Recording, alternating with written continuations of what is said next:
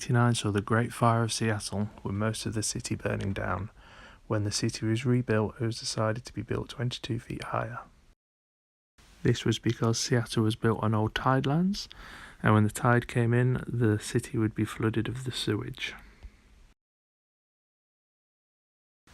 This is a picture of old Seattle before the Great Fire of 1889. It was probably smelly. Retaining walls were now added to the side of Seattle streets, with the middle filled in with concrete. Businesses that were now at ground level had only views of concrete walls, and slowly they started to make their way up to the new ground level. The only people that came to the once ground level were seedy businesses and drug users.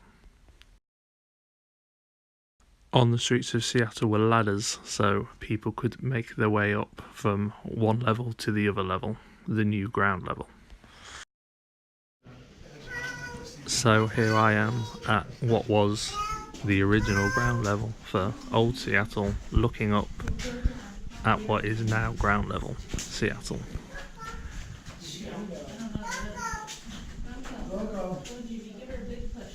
In 1907, the underground, what was now the underground, was officially closed off because of fears of the bubonic plague.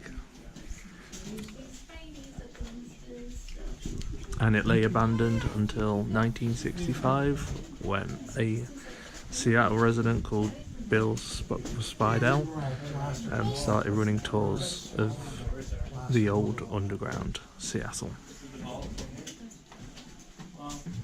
When I go on other people's tours, I don't like to film the whole thing, as people are making a living, so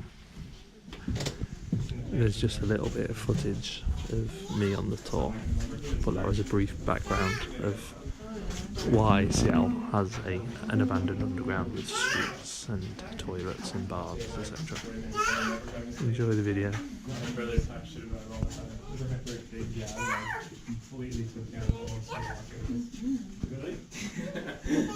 I had some really bad mess ups. Help teach me.